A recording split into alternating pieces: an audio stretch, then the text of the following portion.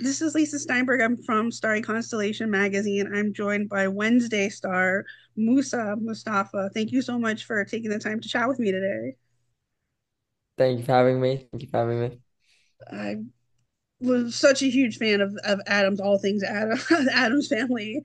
And I love that we get to kind of have this new iteration of the Adams through Wednesday and have her perspective, which we've had a little bit in the movies, and she's a bit precocious in the movies, as we would maybe say, Yeah.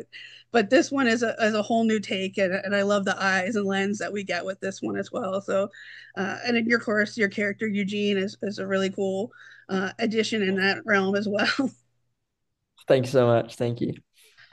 When we pick up here with season two, or when you started to pick up yourself with season two and reading the scripts, what kind of stood out to you maybe about the overall arc with regard to your character Eugene, or was there anything that you were aware of was kind of planned for him? I mean, I think my initial kind of consideration very early on, I mean, instantly my first kind of scene in, I use kind of my powers and it's more than just bees. So that was a fun reveal. Kind of got to see that Eugene's expanded his powers a little bit. I think reading the script was really fun. It kind of I was excited because it was evidently gone down kind of a darker direction this season, which I thought was really fun and kind of exciting and something that I was kind of excited to see how we made that work. But no, I think it was a lot of anticipation after reading everything just to kind of be able to perform it and see it kind of the product later. In season one, Eugene was, Wednesday's kind of right hand, best buddy, partner in crime, or a partner in investigating crime, is what I guess Yeah, you would right. say.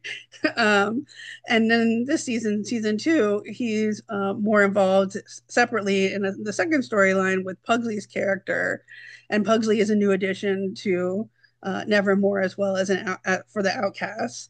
What can you talk about, like the different dynamics of getting to work with, of course, Wednesday's character from season one, and now getting more to work along with her brother Pugsley, how that kind of, either differs or become, or keeps them at least in the connection of the Adams. Right, right. I think working kind of for Eugene, I think Wednesday was his first kind of foray into the Adams family, so he kind of didn't know what to expect. And I think with Pugsley being his second run at it, he was definitely a lot more kind of precautious and kind of careful to not let himself get into any crazy situations. But I think throughout the season, I mean, like in season one, me and Wednesday or me and Jenna had a really great kind of time. I think it was really nice being able to parallel her in a lot of ways. And then for this season with Pugsley, it was really nice kind of being able to almost step back and let him be the comedic kind of crazy, happy-go-lucky guy. And it was kind of nice to take that a different way. Yeah, I mean, we got to see these new different layers and these new different reveals of Eugene, and of course, getting to work more with Pugsley. That's kind of helped that development with him. He isn't just, Mm. like you've grown, like you both, the character have grown, and you have grown Yeah. when you being Eugene as a character.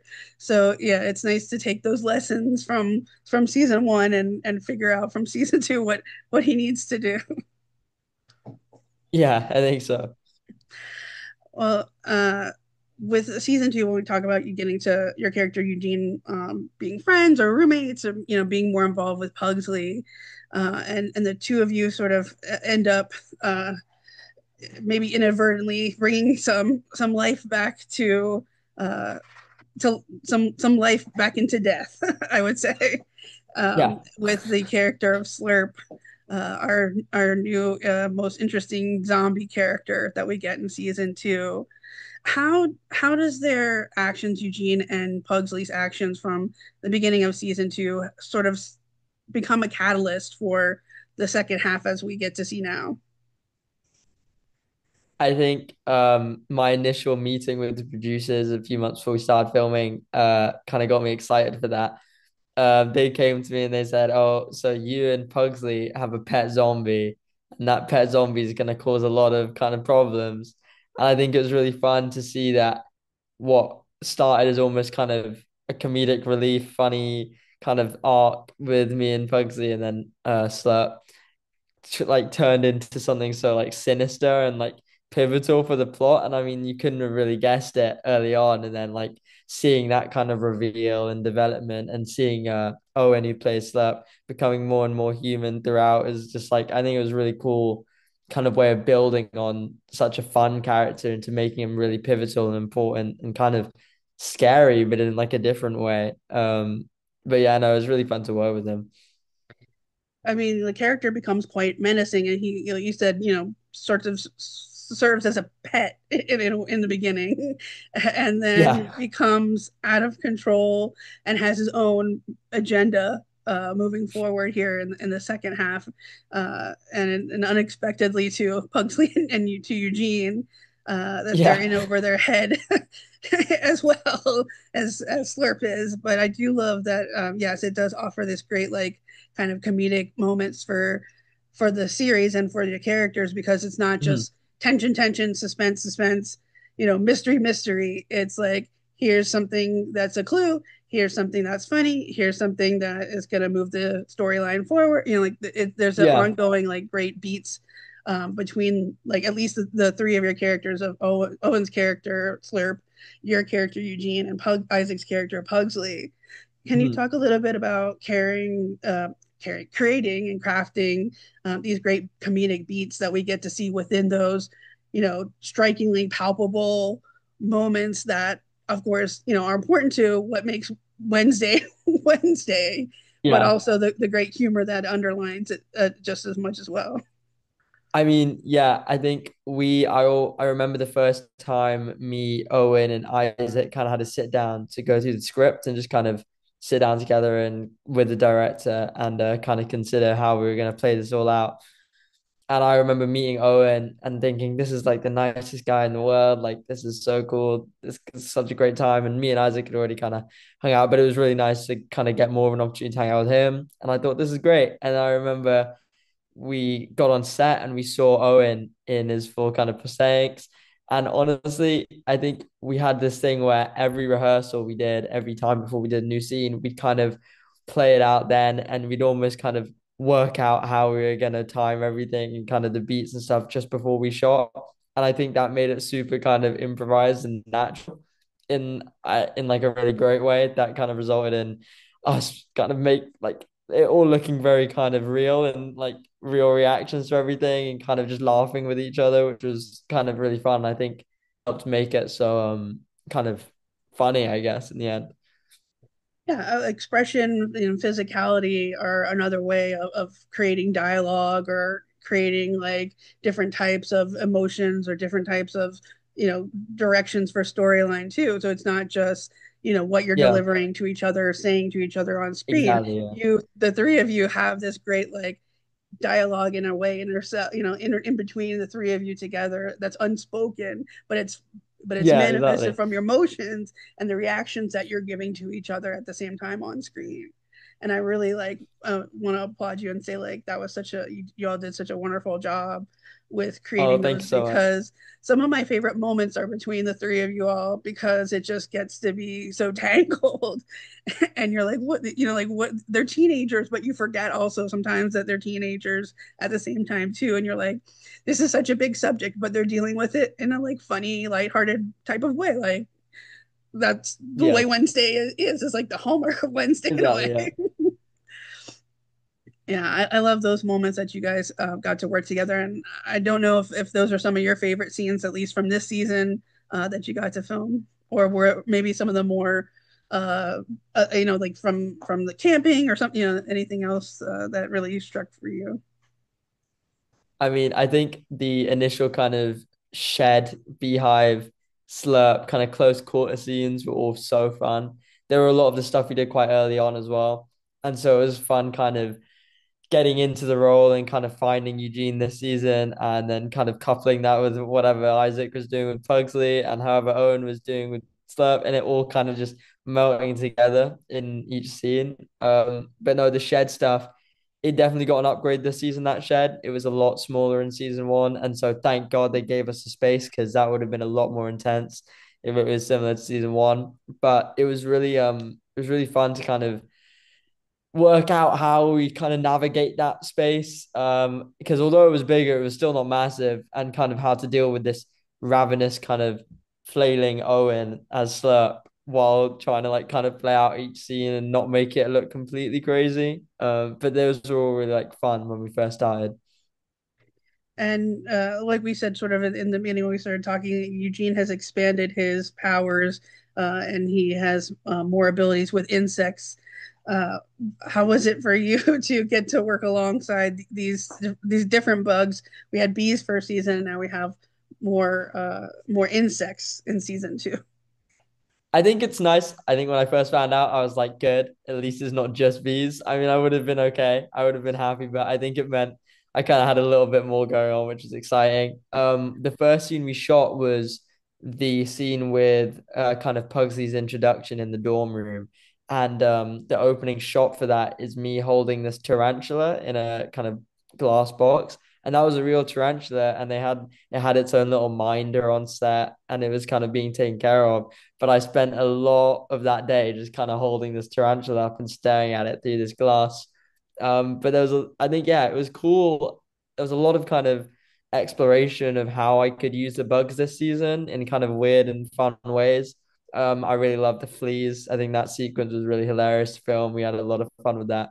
And the moths was really hilarious. And I think a lot of kind of it just shows how practical it could be, which I think was really great for the kind of playing, but also was really fun to kind of explore how I was going to do that. But no, yeah, I think there was a lot more wildlife experience this season, which I wasn't unhappy about, which was good.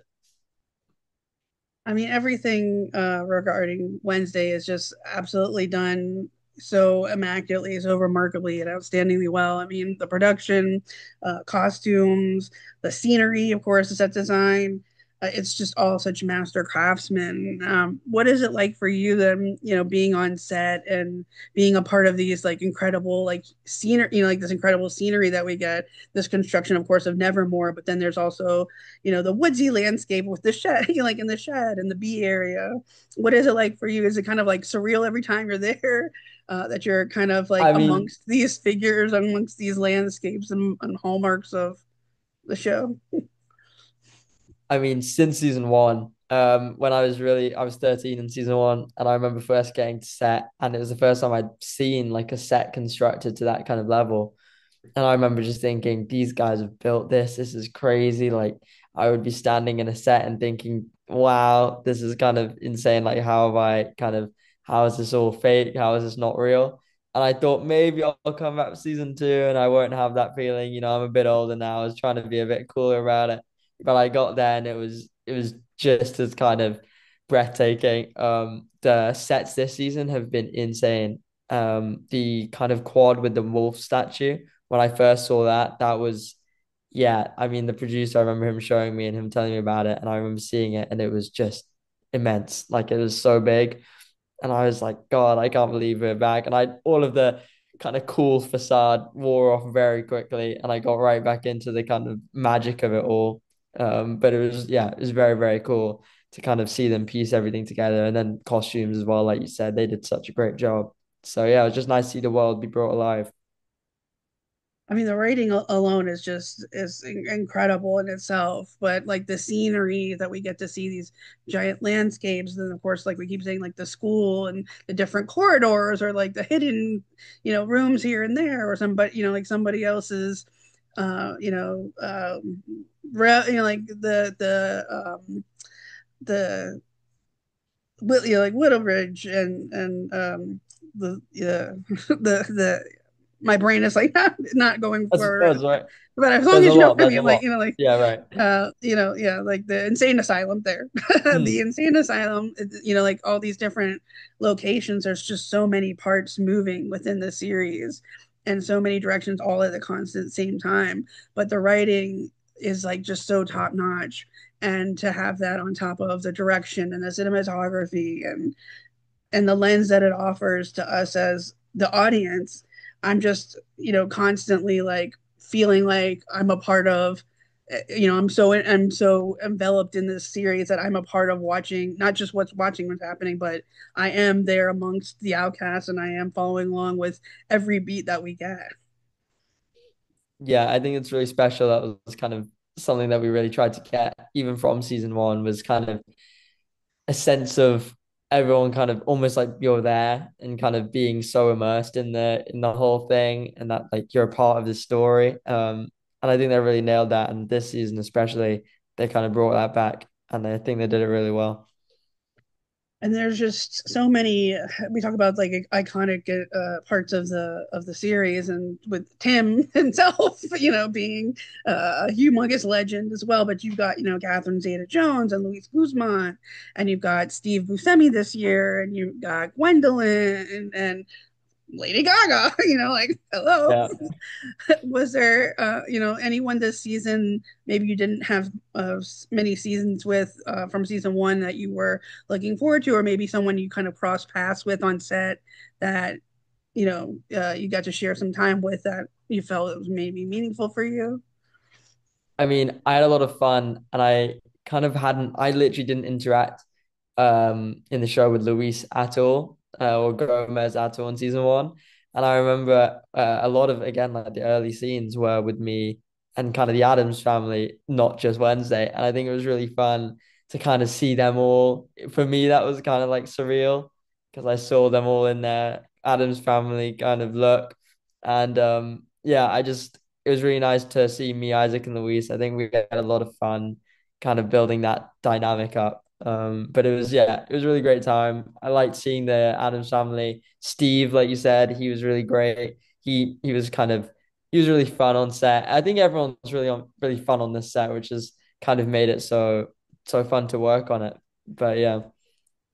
Oh my gosh, I would just kind of like sit there and just be in awe. I would just kind of like stand there and be like, I'm not supposed to be staring at you, but at the same time, like I just cannot look away because to me, like growing up for myself, Catherine is like so tremendous, and of course, Luis and his longevity with his career. Again, Steve with his career, and then Gwendolyn and being a part of Game of Thrones, and absolutely like loving her as a wonderful talent herself. I mean, there's a legend after yeah, there's legend after legend. So you kind of like at every corner are finding someone that I would just be absolutely fascinated by. Yeah. I think it's a lot kind of stacked. They've definitely been stacking them up. And I've had a lot of it's taken a lot for me to get over the starstruck and go to work kind of thing. But no, it's been really cool with all of these new kind of characters they brought in and kind of the ones that I've got to kind of be with in the show, as well as, just seeing Steve's introduction and just all of them coming together in the end. I think it was really nice. And I think hopefully we managed to do it pretty a lot of justice on screen as well.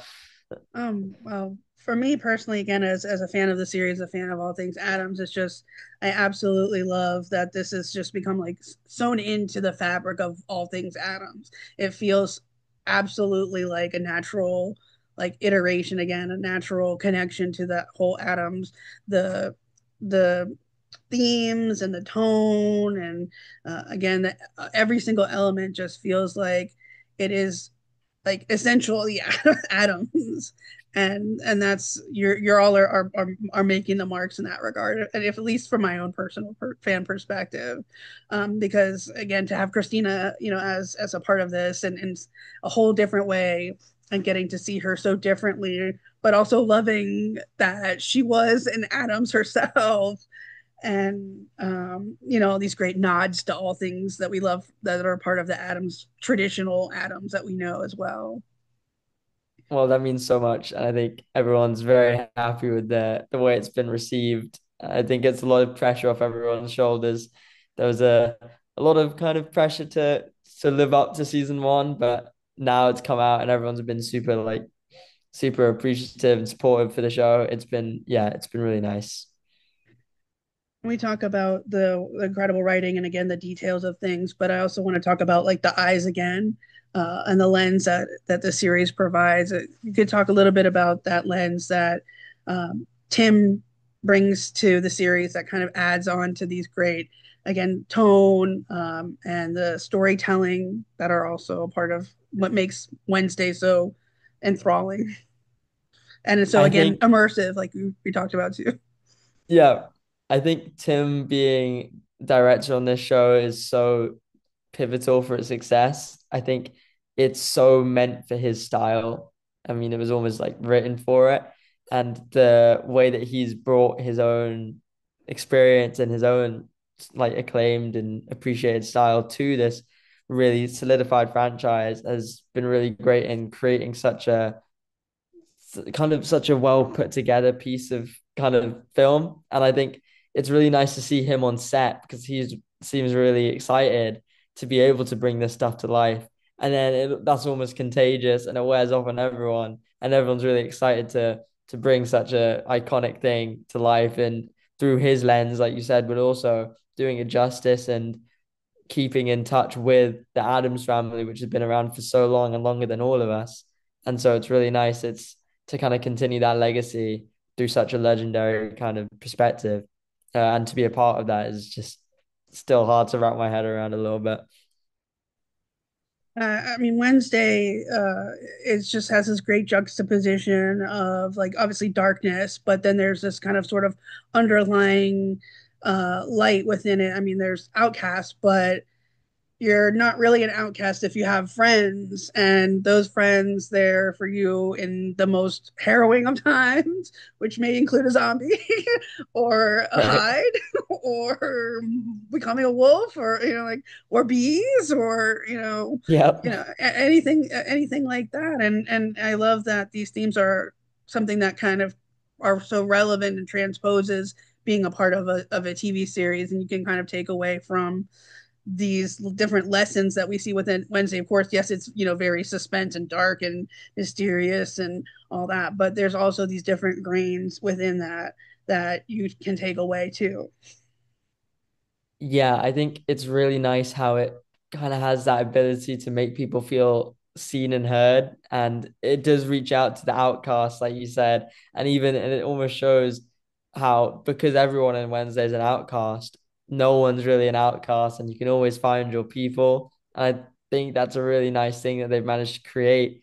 And I hope it's something that people are taking from the show and realizing kind of that you can be who you want and kind of be your own unique person and I think there was a lot of thought put into that when writing the show. And even when we're making it, there's a lot of all of the different uh, kind of communities within the school. And they're all shown. And I mean, when you're talking with background, it's so fun to have conversations with them. And they've all got their own different kind of costume stuff going on, different makeup stuff going on. And it's so cool seeing everyone together in a massive group because it feels like you're literally part of this group of outcasts. And I can just imagine how that, like, I was so nice to see that on screen. And I can imagine how that kind of makes people feel. And I just hope that it's come off in the way that everyone like needs to see it as.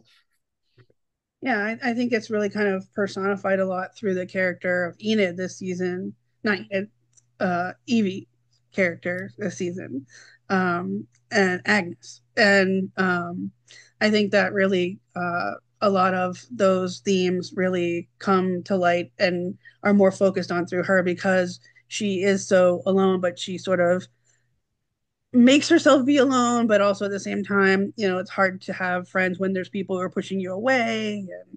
And so yeah, I feel like through her character that really the lessons sort of are on, like you get to see them more directly in your face, and you get that representation, you get that connection, and you do feel seen, like you said, where people can say like, well, if she's an outcast and I'm an outcast, but then if we're outcasts together, we're not alone. So does that really make us outcasts? So I found like I found someone who's a person that I can connect with, that maybe I'm not so alone in some capacity. So yeah, Yeah, I hope people are taking those types of messages from me the too, series just as much as I'm taking those from the series myself. which is so great to hear as well. Thank you. I just want to kind of cap things off by asking you, your journey from season one to season two, what you kind of continue to find so meaningful for yourself and fulfilling portraying this character of Eugene, and what you kind of hope maybe carries again into season three? I mean, for me, playing Eugene since the first season, since I got the audition and then I got in, hearing I was gonna be on anything Tim Burton and anything Addams Family related, I think every time I put on that uniform and I see myself in that uniform or see myself playing that character, it is very prideful. I am very prideful about it. And it kind of makes me feel really great about myself, which is really nice. And that I'm kind of have the honor and opportunity to play such a fun character in such a great show. And I just kind of I have to give so much to Eugene as a character, to my own personal kind of development in this industry. I think playing him on this set has taught me so much. And if I didn't have Eugene, I might not even be on these sets. And so I just every time I play him, he's almost like my channel, like that's how I'm here. And so I it's kind of really nice to go back to him anytime. And it reminds me of kind of how lucky I am to be in this industry and how lucky I am to kind of be with all of these incredible people, like you said, and be a part of such an incredible show. So it's kind of like a stamp of honor for me every time I get back into Eugene, which is really nice.